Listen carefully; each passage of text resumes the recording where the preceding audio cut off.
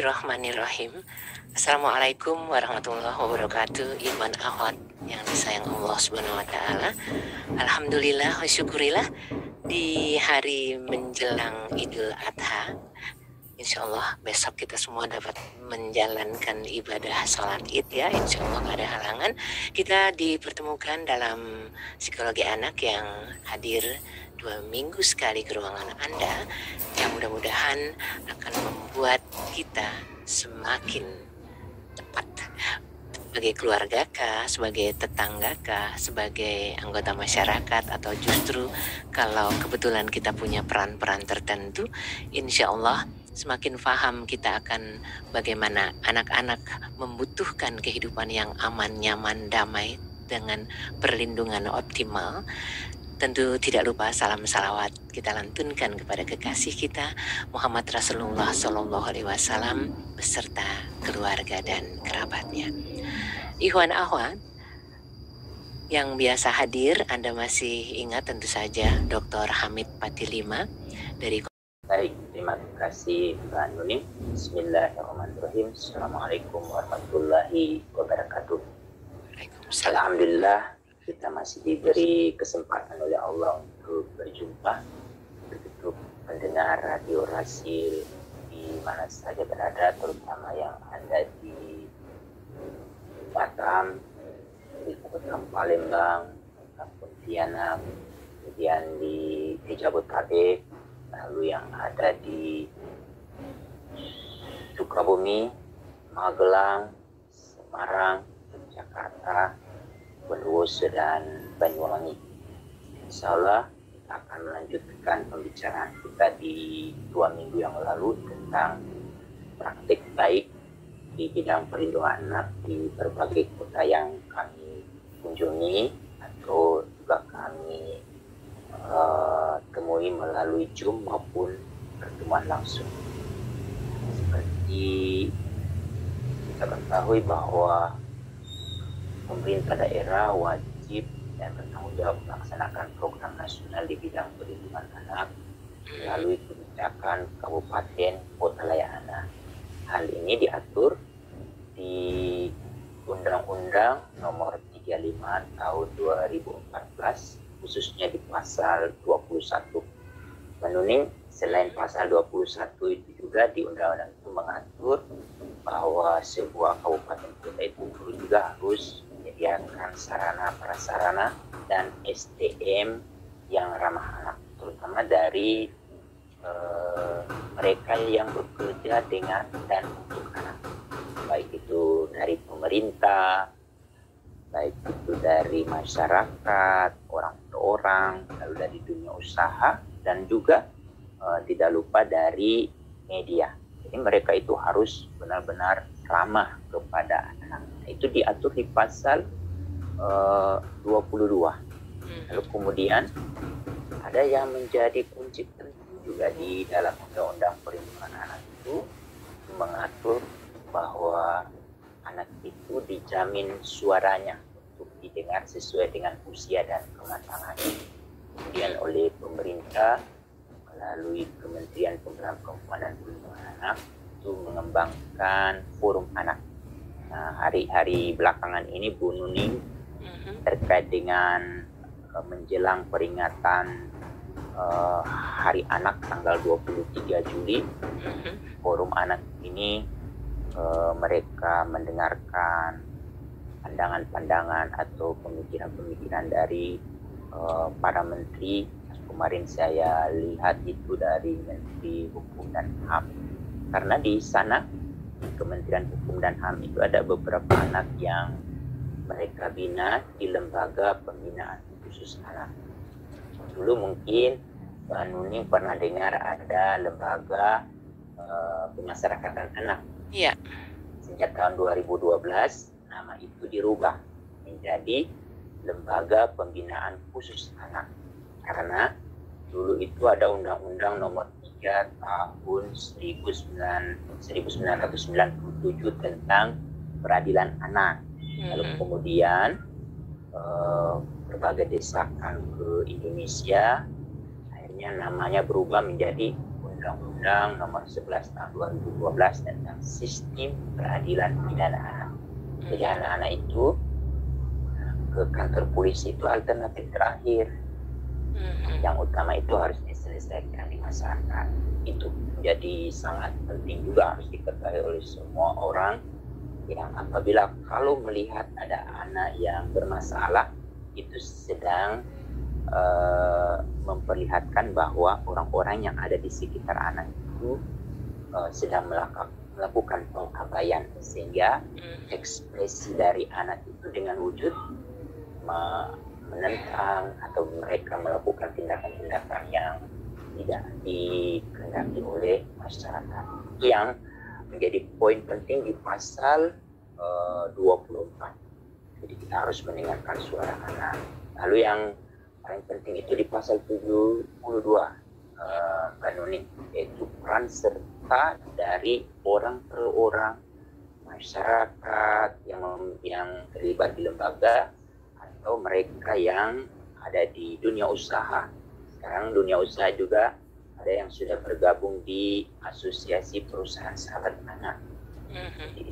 Lalu kemudian ada media massa, di sana juga ada wartawan yang masuk ke jaringan kawan anak. Nah, ini semua kami temui di berbagai daerah. Salah satu yang ingin kami bagi juga ini, selain yang kemarin dan menjawab beberapa pertanyaan yang kita lewati, itu saya ingin berbagi cerita tentang Kota Sabang. Kota Sabang ini agak jauh dari kita ya. Cuma kita dengar di lagu dari Sabang sampai Merauke. Nah, di Kota Sabang ternyata anak-anak mereka sudah didampingi oleh orang dewasa, mereka difasilitasi bagaimana mereka aktif untuk menjadi pelopor dan pelapor. Pada saat kami berjumpa dengan mereka, kami tes terkait dengan penggunaan bahasa daerah. Ternyata mereka sangat fasih dan aktif untuk menggunakan bahasa daerah mereka. Kenapa ini menjadi penekanan kami? Karena anak-anak ini kan paling dekat dengan teman-temannya, terutama anak remaja. Jadi teman sebaya dan anak-anak yang aktif di forum anak itu, Mbak Nuni, rata-rata mereka itu pertama sudah diakui oleh Pemda setempat karena mereka diangkat sesuai dengan SK Bupati atau Wali Kota yang ada di level kabupaten kota. Lalu kalau yang aktif di kecamatan, mereka itu berdasarkan SK Camat. Otomatis mereka sudah berjumpa dengan camatnya. Lalu kalau di desa, kelurahan atau di Aceh itu dikenal Gampong, mereka juga ada forumnya, itu dibentuk berdasarkan peraturan kepala desa atau lurah atau kepala kecil kalau di Aceh itu. Mereka aktif. Apa saja yang mereka perankan? Kalau anak-anak dari Kota Sabang ini, mereka itu sudah didengar pandangannya pada saat musyawarah pembangunan, perencanaan pembangunan daerah. Jadi kan setiap tahun itu ada musrenbang, baik itu musrenbang di tingkat kelurahan, kecamatan, dan di kota atau kabupaten. Anak-anak ini mereka diundang. Tapi yang menarik, anak-anak yang hadir di musrenbang itu tidak hanya kosong semata, Mbak Nuni. Tapi sebelum itu mereka menjaring usulan-usulan dari teman-temannya. Jadi hasil jaringan usulan itu yang kemudian mereka bawa ke tingkat musrenbang. Apakah hanya sampai di situ? Tidak. Ada kegiatan, kalau mereka informasikan Mbak Nuning sebelum COVID, kan di setiap kota itu ada Car Free Day. Ya. Nah, di momen-momen Car Free Day, mereka juga aktif mensosialisasikan antara lain terkait dengan pentingnya kepemilikan akte kelahiran. Otomatis mereka akan mendorong teman-temannya yang belum punya akte untuk melaporkan ke dinas catatan sipil dan kependudukan. Lalu ada terkait dengan pengembangan sekolah ramah anak. Nah, forum anak ini mereka sudah diajak. Lalu tidak cukup hanya diajak, tetapi apa yang mereka bisa pelopori. Nah, mereka memelopori banyak hal untuk mewujudkan sekolahnya menjadi sekolah ramah anak. Lalu kemudian memastikan, ini yang menjadi penting juga, ada keaktifan dari forum anak ini, terutama bagaimana menguatkan posyandu remaja. Dulu mungkin kita belum dengar hanya ada posyandu untuk balita dan lansia. Bermunculan ya adalah lansia, anak-anak. Ternyata forum anak yang aktif di posyandu remaja itu mereka sendiri yang menjelaskan, lalu mereka sendiri yang menimbang, lalu mereka sendiri juga yang mengukur. Karena orang-orang yang aktif di posyandu remaja itu sudah mendapatkan dampingan, bimbingan, dan otomatis fasilitasi dari dinas kesehatan, atau yang paling dekat dengan mereka di bawah itu adalah puskesmas. Jadi rata-rata puskesmas yang sudah memperhatikan kepentingan terbaik bagi anak itu, mereka mengembangkan puskesmas ramah anak. Nanti Mbak Nuning sekali waktu ini kayak di Bekasi, Jakarta, atau di beberapa daerah lain itu juga mereka hampir sebagian besar puskesmasnya itu sudah puskesmas ramah anak. Apa tanda puskesmas ramah anak? Ya, mereka itu memiliki ruang bermain anak. Itu salah satu tanda. Lalu apalagi yang diperankan oleh anak-anak dari kota Sabang ini?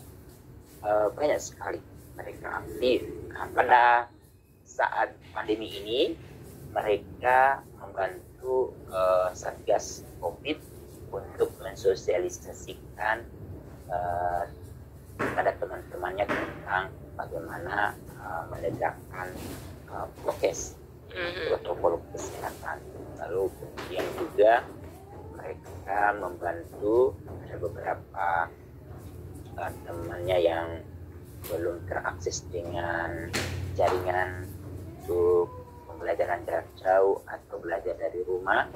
Itu mereka terus mendorong bagaimana dari dinas pendidikan, lalu dari Kominfo, dan ada juga beberapa camat itu, camat dan beberapa kelurahan itu menyediakan fasilitas WiFi dengan terkontrol, jangan sampai mereka terakses ke informasi-informasi yang tidak patut untuk mereka akses. Jadi memang dari pemerintah juga aktif, tapi yang paling utama itu adalah forum anak. Itu yang ada di Kota Sabang. Nah, sekarang kita berpindah ke Kabupaten Bangkalan, Madura. Jadi waktu kami melakukan diskusi dengan Bupati bersama Ibu Bupati yang aktif, lalu dengan forum anak dan dinas-dinas lain, yang pada saat itu sedang lockdown mereka karena angka COVID-nya sangat tinggi, tetapi bupatinya karena dia sangat konsen bagaimana memastikan kabupatennya itu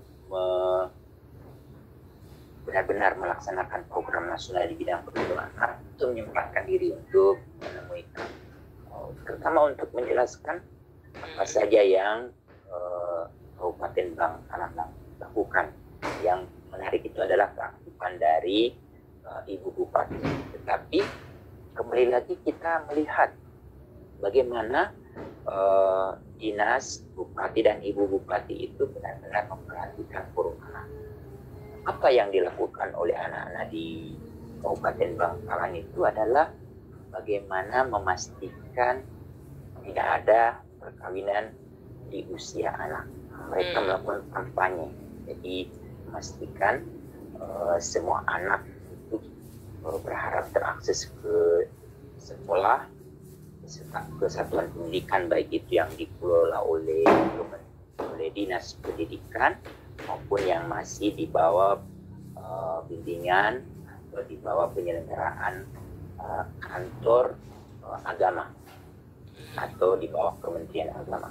Mereka aktif untuk terus mendorong, meskipun memang masih kita temukan ada beberapa informasi terkait dengan adanya anak yang menikah, tetapi ada upaya dari forum anak untuk terus mendorong ke dinas-dinas lain untuk aktif memastikan jangan sampai teman-temannya itu tidak bersekolah. Itu yang menjadi penting. Lalu yang kedua, keaktifan dari Ibu Bupati. Ibu Bupati karena usianya hanya sedikit berbeda dengan anak-anak, agak sedikit muda Ibu Bupatinya. Jadi sangat dekat dengan forum anak. Kami cek juga bagaimana kemampuan forum anak itu menggunakan bahasa Madura. Ternyata mereka memang sangat fasih dan aktif untuk menggunakan bahasa itu. Muncul selalu pertanyaan, ada orang bertanya kenapa harus menggunakan bahasa daerah, karena mereka sudah disampai di desa agar pada saat mau menjelaskan itu kepada teman-temannya itu tidak ada hambatan, tidak ada salah pemahaman. Mereka akan lebih tepat kalau menggunakan bahasa daerah, sekaligus untuk menghidupkan kembali atau tetap mempertahankan bahasa daerahnya. Itu yang ada di Bangkalan. Yang menarik ini yang ada di Tuban. Tuban itu adalah kota para wali. Di sana saya 2 kali. Jadi pertama berkunjung ke sana masuk ke lapangan tahun 2019, tapi pada saat tahun 2021 ini kami langsung berbicara melalui Zoom. Ternyata di Kabupaten Tuban itu ada perubahan yang menggembirakan. Pertama, di sana sudah ada perda untuk memastikan anak-anak itu benar-benar mendapat perhatian dari bupati, dari organisasi perangkat daerah, atau dari dinas-dinas, atau dari lembaga-lembaga yang berurusan dengan anak. Itu yang pertama. Yang kedua adalah semua kegiatan yang dilakukan oleh pemerintah di Kabupaten Tuban itu mengarah kepada bagaimana memastikan anak-anak itu benar-benar terlindungi.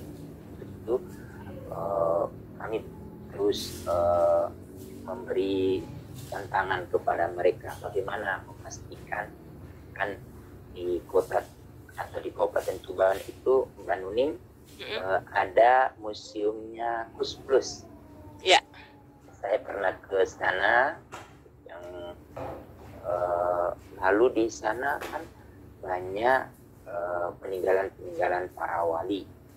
Harapannya orang yang mau berkunjung ke Kabupaten Tuban itu tidak cukup hanya mendapatkan informasi tentang perkembangan zaman dulu, tetapi kalau bisa mereka terkesan dengan upaya-upaya dari pemerintah daerah untuk memastikan bagaimana anak-anak itu sejak dari awal diikut sertakan di dalam program-program di bidang pendidikan melalui kebijakan kabupaten Tasikmalaya anak. Nah, itu yang kami cek. Mereka itu juga sudah didengar pada saat penyusunan perda, lalu pada saat musrembang juga ini menjadi kunci. Lalu kemudian mereka memelopori kegiatan-kegiatan yang terkait dengan pentingnya akta kelahiran, lalu mereka mencegah perkawinan anak, masih mendapat perhatian di sana. Kemudian yang sekarang ini program dari pemerintah terkait dengan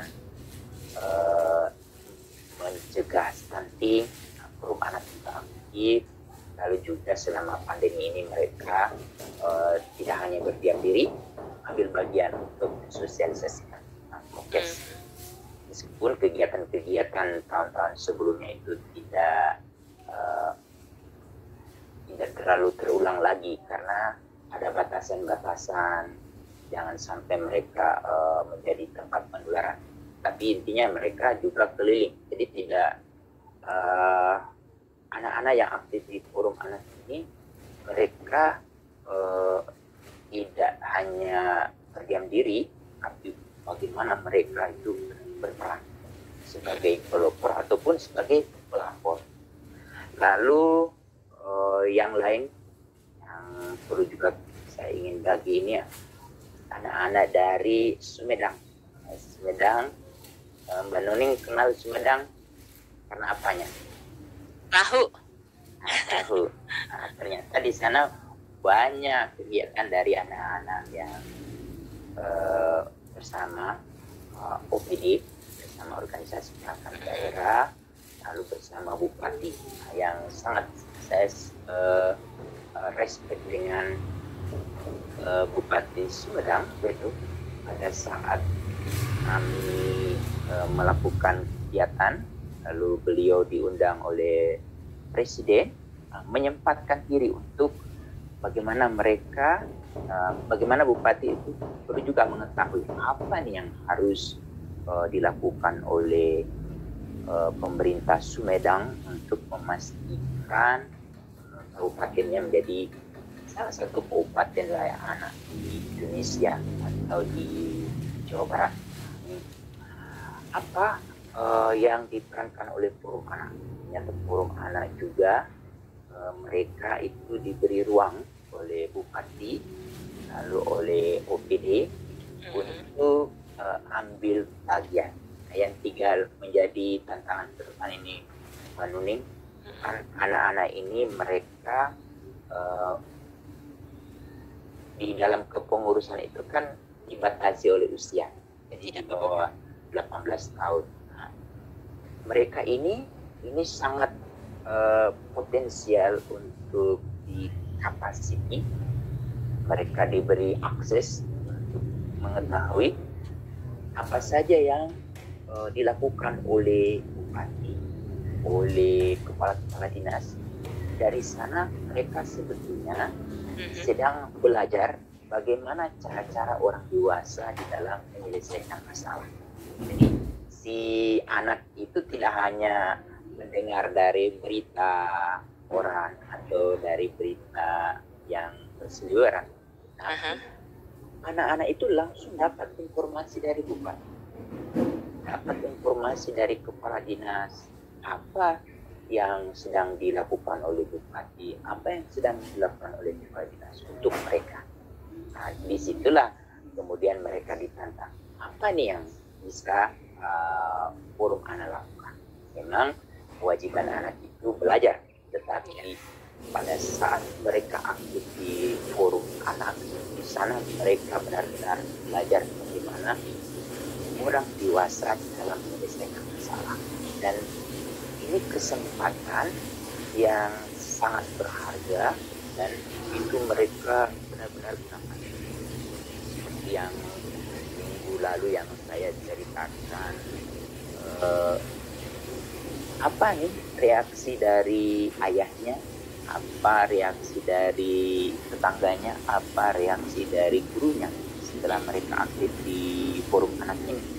Ternyata mereka jawaban dari hampir semua kabupaten kota yang saya temui anak-anak itu jawabannya sama. Yang awalnya ini Mbak Nuning, mereka tidak percaya diri, mereka tidak terbiasa tampil berbicara di depan umum atau di keluarga. Tapi dengan mereka diberi kesempatan, lalu mereka otomatis kan setiap penanggung jawab divisi atau dia jadi sekretaris atau jadi ketua kan tidak boleh berdiam diri, dia harus berbicara. Nah, itu yang menjadi potensi besar ke depan yang akan kita dapat dengan ruang dari akses kepada anak mengetahui apa yang dilakukan oleh berkuasa, dan mereka diberi ruang untuk memelopori dan melaporkan. Nantinya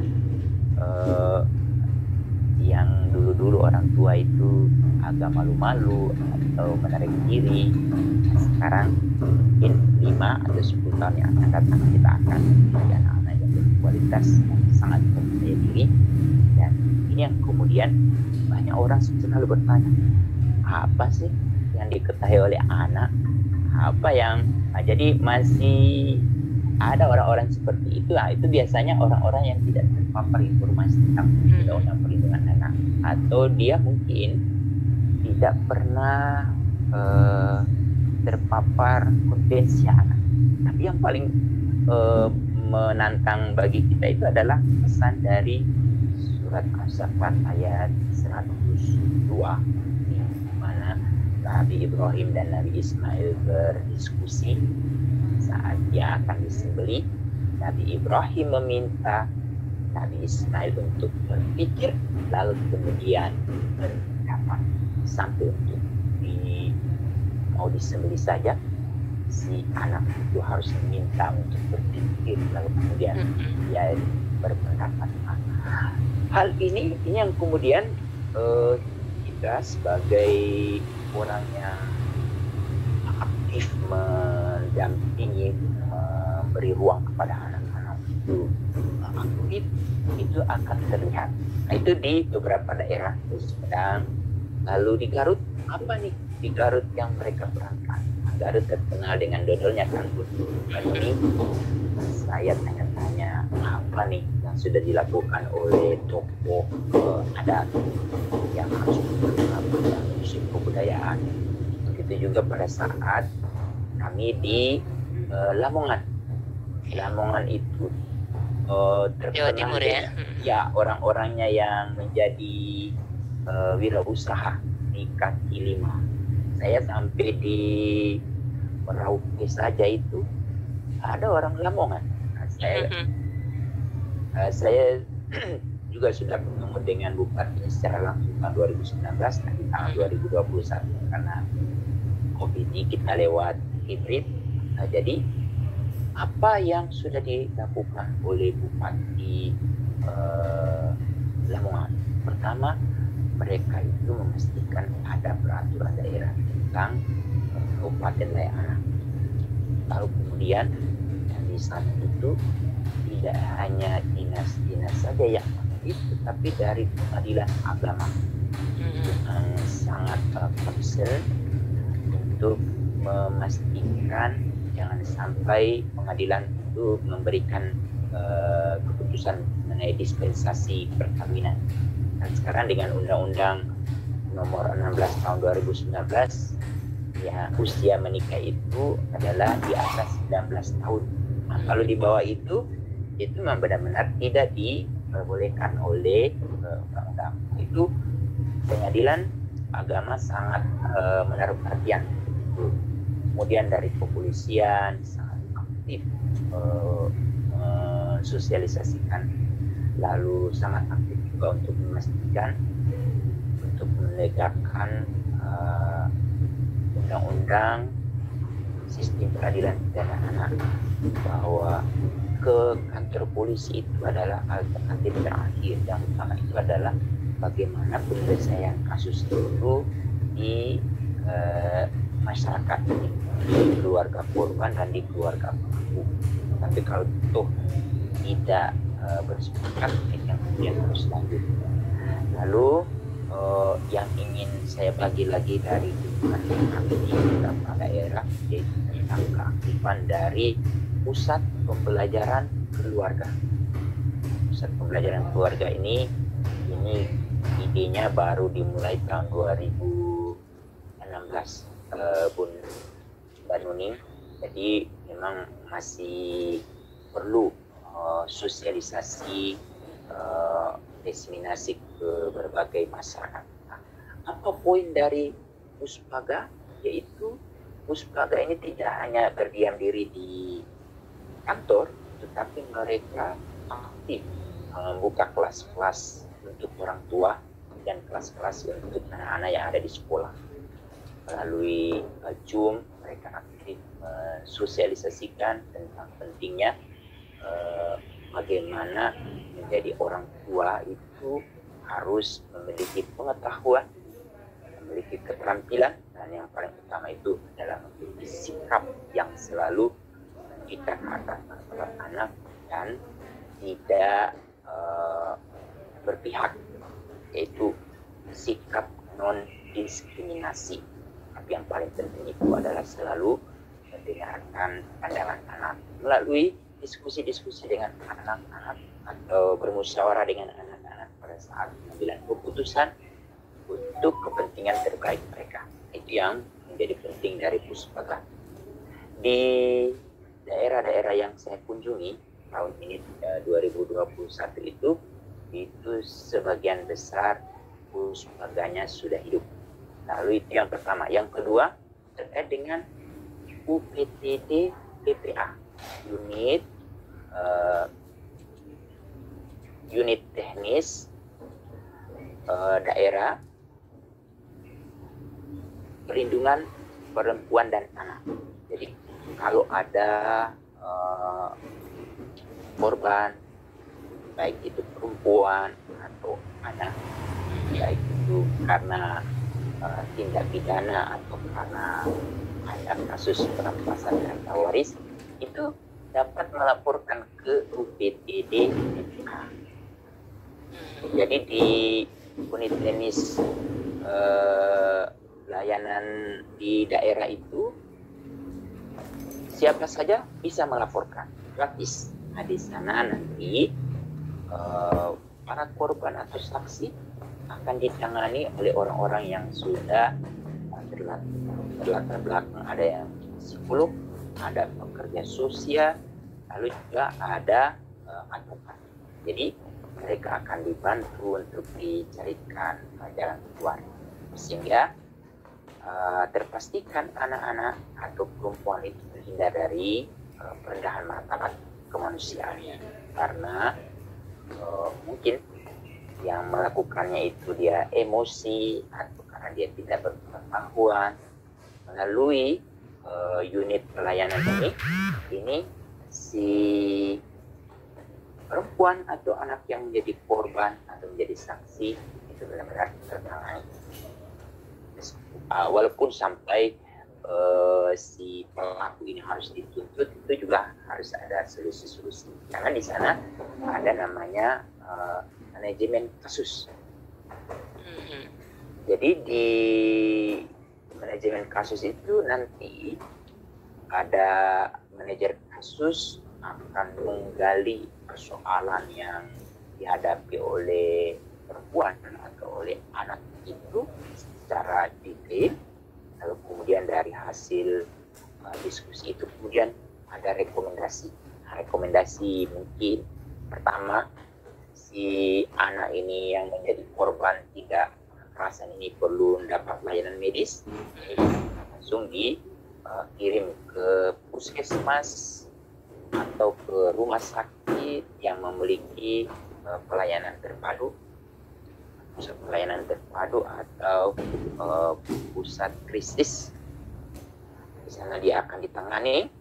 Atau si anak ini dia perlu mendapatkan rehabilitasi sosial, dia dikirimkan ke dinas sosial. Di dinas sosial di beberapa daerah itu sudah dilengkapi dengan adanya pekerja sosial sakti yang mereka dikirim oleh Kementerian Sosial ke berbagai daerah. Jadi mereka adalah orang yang di hire, jadi dikontrak setiap tahun, kalau kemudian itu diperpanjang, itu mereka mendampingi anak-anak yang mengalami masalah di daerah. Lalu kemudian kalau toh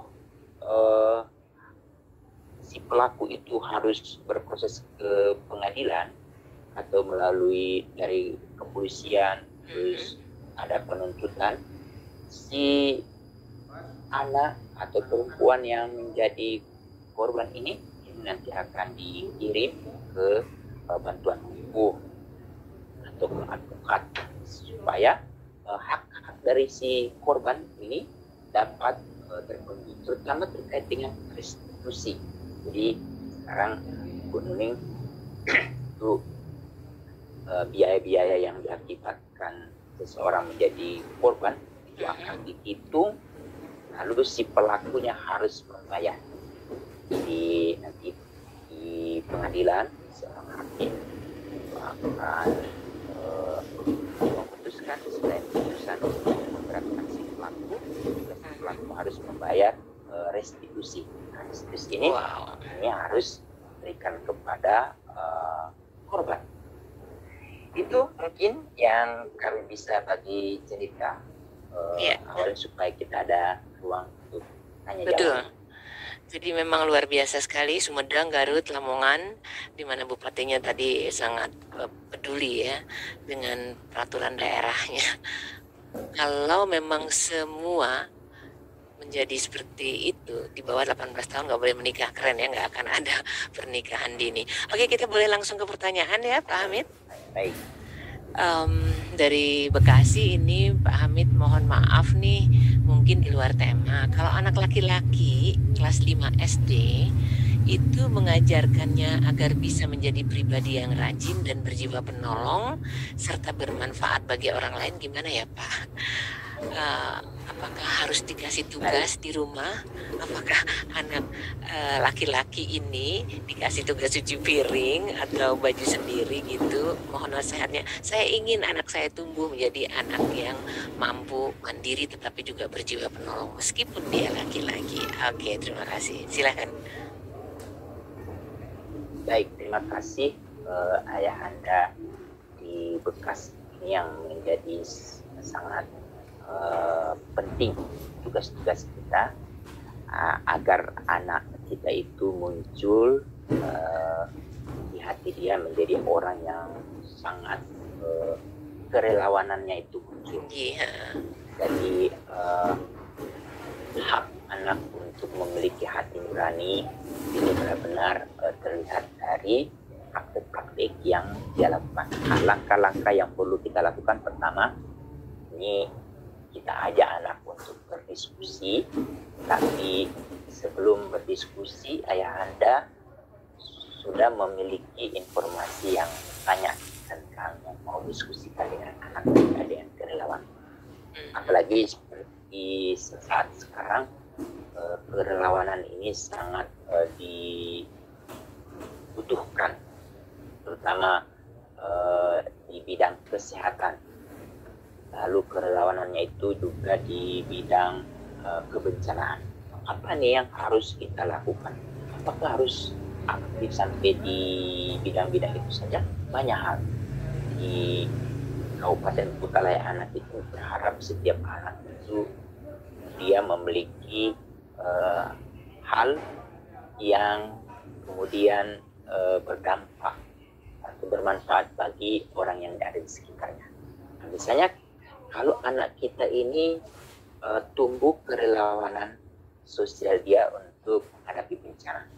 Nah, pertama yang kita lakukan, kita kumpulkan informasi dengan kebencanaan, lalu kita tunjukkan nih ada orang-orang yang sangat aktif membantu orang lain. Lalu yang kedua, rencanakan mungkin saat sekarang untuk berkunjung langsung ke tempat-tempat yang akan menumbuhkan itu tidak memungkinkan, kita bisa lewat Zoom. Pertama, kalau bisa kita berkunjung ke kantor polisi, Polsek. Di Polsek itu ada di bagian Polsek itu yang tugasnya mengatasi berbagai persoalan. Nah, di sana kita tanyakan apa saja nih kasus-kasus yang ada di daerah kita yang ditangani oleh Polsek. Tidak harus yang berhubungan dengan kriminal.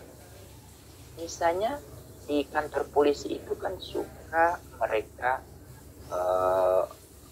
memberi akses kepada orang yang mau nyebrang, atau kantor polisi itu kalau ada kasus atau ada bencana, mereka itu paling depan untuk berada di lokasi di mana terjadi bencana.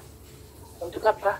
Selain mereka memang bertugas untuk menjadi pengaman lokasi, tapi di sana kan memunculkan kerelawanan dari seseorang. Itu pertama. Yang kedua, berkunjung ke, kalau dekat dengan PMI, nah itu penting juga kita ajak anak kita berkunjung ke kantor PMI di daerah kita atau di cabang PMI di tempat di mana kita tinggal. Kalau di Kota Bekasi, coba searching di Google kantor cabang PMI di sini di mana. Nah, di sana selain yang kita dengar PMI itu kan terkait dengan sumbangan atau donor darah. Nah, ternyata di PMI itu banyak informasi yang dapat yang kita peroleh terkait dengan di sana. Mereka dapat memberikan informasi daerah-daerah mana yang rawan bencana. Nah, sebelumnya mereka melakukan mitigasi dan mereka juga punya rencana-rencana. Itu menjadi penting. Lalu kemudian ini yang menjadi menarik, kita berkunjung ke kantor pemadam kebakaran. Jadi jangan menunggu ada kebakaran kegiatan terjadi dari sekolah, atau ada kebakaran, tapi sebaiknya kita coba buat agenda untuk menjadwalkan anak kita berkunjung ke kantor pemadam kebakaran. Apa nih yang ada di pemadam kebakaran? Mungkin hanya akan dilihat ada tangki yang berisi air, tapi pokoknya sebetulnya anak-anak itu mengenal atribut dari petugas pemadam kebakaran. Pada suatu waktu mungkin terjadi sesuatu pada diri anak itu, mereka mengenal, oh ini ada petugas yang akan menyelamatkan kita. Lalu di pemadam kebakaran itu tidak hanya memadamkan kebakaran, itu pada saat ada bencana juga mereka aktif. Ada pohon yang tumbang, ada hewan yang berbisa, atau ada lebah yang berbahaya, mereka bisa bantu. Atau ada kucing yang kejepit, pemadam tahu kebakaran caranya menolong. Nah, salah satu yang bisa kalau mereka sudah berkunjung ke ke pemadam kebakaran, anak-anak itu dia tidak akan berdiam diri hanya, tapi dia langsung aktif. Ini aku punya nomor, kalau bisa telepon ini. Itu salah satu kerelawanan. Jadi tidak harus relawan itu pakai baju seragam. Selain itu, sekali-sekali mereka diajak ke puskes atau ke rumah sakit bagian ICU atau di bagian darurat. Tapi sekarang jangan dulu. Tidak sekarang masih COVID. Tapi ya sekarang masih COVID. Tapi rancang juga perlu juga melihat ruang gawat darurat yang mau kita tunjukkan itu. Di sana ada orang-orang yang butuh bantuan darah atau butuh bantuan untuk mendapatkan informasi lain, misalnya dia harus berpindah ke rumah sakit lain, ke mana nih dia harus menghubungi ambulans yang gratis yang siap sedia. Nah, kalau si anak-anak kita ini sudah mendapatkan informasi dan dia sudah melihat langsung ke lapangan, akhirnya terlintas, pentingnya kita harus memiliki informasi di handphone kita itu, nomor telepon TNI, nomor telepon kantor polsek, lalu nomor telepon pemadam kebakaran, kemudian nomor telepon lembaga-lembaga penyedia ambulans gratis. Hanya memiliki informasi itu saja, itu sudah menjadi relawan. Apalagi kalau sudah terjun langsung. Jadi itu hanya muncul, bisa saja anak itu dapat cahaya langsung karena mendapatkan informasi dari televisi atau membaca, tapi kalau itu sejak dari awal dibimbing oleh ayahnya, oleh ibunya, itu akan semakin kuat. Akhirnya muncul hati nuraninya dia itu benar-benar lebih aktif. Ada lagi yang satu ini menjadi penting juga, Bunda. Berkunjung ke kantor pengelola sampah. Oh iya. Nanti akan ketahui, dia akan mengetahui bahwa ternyata satu sampah yang ada di depan kita itu tidak hanya satu orang yang berperan, bukan hanya tukang sapu saja, tapi ada mobil yang menjemput, itu berarti ada driver, ada sopir. Lalu sopir itu kerjanya apa? Kadang-kadang malam hari kalau di Jakarta, karena kalau siang hari banyak orang yang protes. Lalu kemudian harus ada ditempatkan di pembuangan sampah sementara, lalu pembuangan sampah akhir, lalu apa dampaknya. Jadi si anak itu kalau dia dapat informasi yang sangat utuh dari lapangan, itu dia akan tidak mudah membuang sampah itu dengan sembarang. Malah dia justru akan menghargai sampah itu, dan di sampah itu ada nilai ekonomisnya, dan di sana juga ada nilai kemanusiaan. Karena sekali kita buang sampah, itu berarti kita merendahkan orang-orang yang bekerja di bidang itu. Ini yang menjadi penting, Bunda Nuning, terutama ayahanda yang ada di Bekasi. Nah, terkait dengan Bekasi nih ada pertanyaan tambahannya. Di Bekasi ada nggak sih forum anak? Karena kalau lewat forum anak, anak-anak bisa menjadi jauh lebih pede, kemudian juga terampil berbicara di depan umum. Bagus banget tuh kalau di setiap daerah ada. Gimana kabarnya Pak Hamid? Adakah?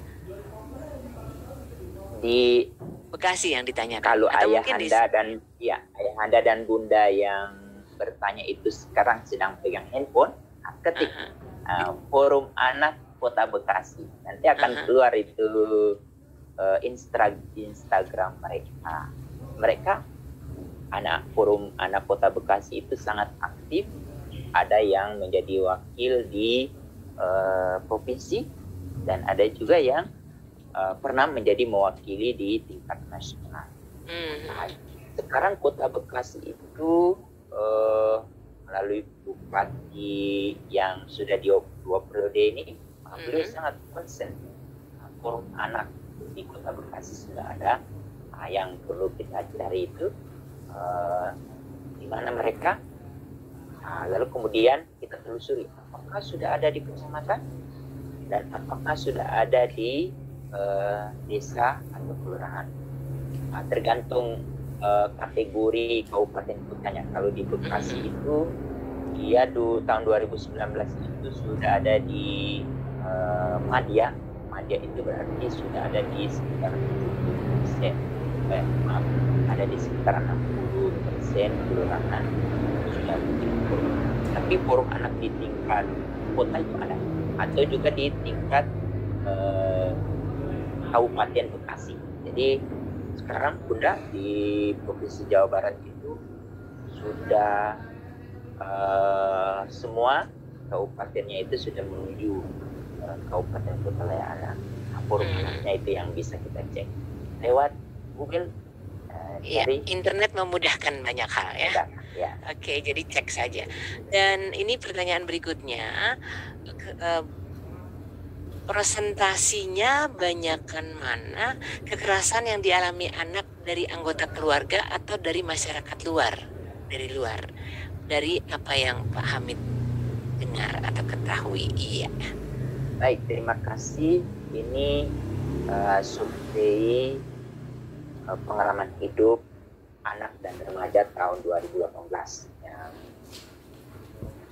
digunakan sebagai dasar.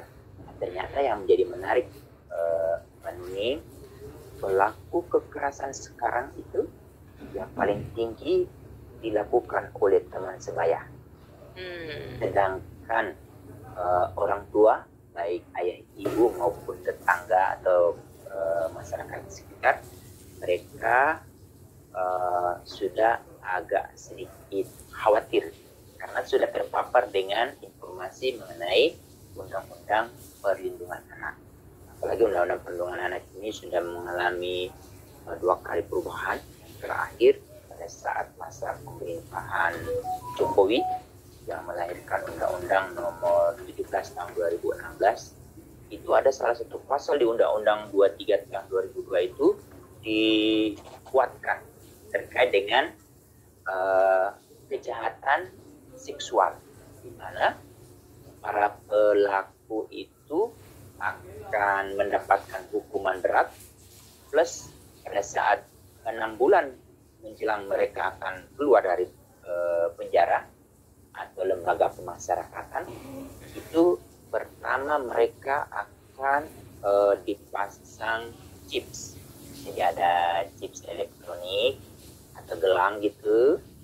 Lalu kemudian kedua mereka akan disuntik zat kimia untuk kebiri. Lalu yang ketiga mereka akan dipublikasi namanya. Lalu yang terakhir itu si pelaku atau yang terpidana ini pada saat dia sudah di luar itu sebelumnya dia akan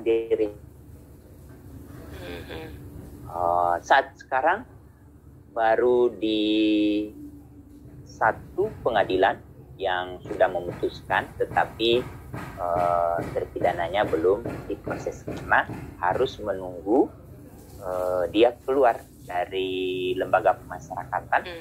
Nah, itu sudah diatur oleh peraturan pemerintah nomor 70 tahun 2020, yaitu mereka yang mendapatkan hukuman tambahan. Iya. Kalau guru-guru juga sekarang agak sedikit khawatir karena sekarang dengan didorong sekolah ramah anak, salah satu komponen di sekolah ramah anak itu memiliki tenaga pendidik dan tenaga kependidikan yang sudah terlatih konvensi hak anak. Nah, di sana itu penekanannya adalah jangan sampai mereka melakukan perendahan martabat anak, salah satu melalui kekerasan. Misalnya sekarang kalau ada saja yang mau coba melakukan kekerasan langsung diproses. Insya Allah. Jadi penyelenggaraan perlindungan dengan memenuhi hak anak-anak sekarang sudah semakin meningkat. Tapi kita dibatasi waktu, Pak Hamid. Boleh dirangkum bahasan kita hari ini? Silakan.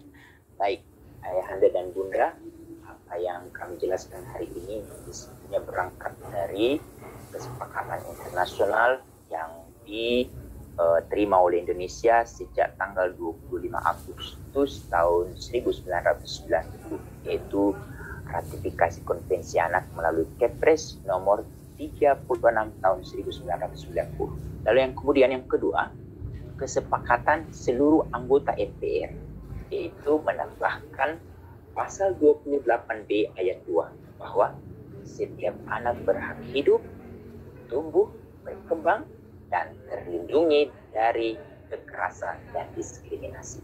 Akhirnya, negara melalui Presiden waktu itu Ibu Megawati Soekarno Putri dan DPR itu membentuk Undang-Undang Nomor 23 tahun 2002 tentang perlindungan anak, lalu kemudian dirubah oleh Presiden SBY pada tanggal 17 Oktober tahun 2014 melalui Undang-Undang Nomor 35 tahun 2014, kemudian diperkuat lagi oleh Pak Jokowi, pemerintahan Pak Jokowi bersama DPR melalui Undang-Undang Nomor 17 tahun 2016. Yang poinnya yang peninggalan dari SBY itu di pasal 21, yaitu pemerintah daerah wajib dan bertanggung jawab melaksanakan program nasional melalui kabupaten, kota, layak anak yang selama 1 bulan kami berkunjung baik langsung maupun lewat Zoom di 21 kabupaten kota. Demikian,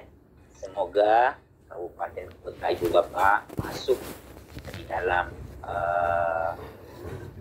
pengembangan kebijakan ini dan memiliki bupati wali kota yang sangat respon terhadap anak-anak. Hari ini itu sangat menentukan hari yang akan datang melalui bagaimana kita memastikan anak-anak aktif berbicara, mereka aktif berorganisasi melalui forum anak. Demikian, semoga Allah memberikan cahaya kepada kita dan cahaya itu semakin melembutkan hati kita di dalam bekerja bersama dengan dan untuk anak. Demikian, Assalamualaikum warahmatullahi wabarakatuh. Waalaikumsalam warahmatullahi wabarakatuh. Terima kasih sekali Dr. Hamid Patilima yang sudah mencerahkan. Mudah-mudahan kita sebagai warga masyarakat biasa juga peduli sehingga kita akan melihat senyum anak di semua wajah anak-anak di Indonesia ini karena mereka tidak lagi mengalami kekerasan dari siapapun dan dari manapun, insya Allah ya. Dan mudah-mudahan bukan hanya pemerintah dan juga kita-kita, tetapi anak-anak sendiri juga terpersuasi untuk menjadi anak yang mampu untuk membela dirinya, tidak dalam kondisi tidak berdaya sama sekali ya, insya Allah mudah-mudahan. Dan 2 minggu lagi kita akan bersama-sama kembali dengan Dr. Hamid Patilima untuk bicara soal kaitannya lagi dengan perlindungan anak. Sekali lagi terima kasih. Billahi taufiq wal hidayah. Wassalamualaikum warahmatullahi wabarakatuh. Waalaikumsalam.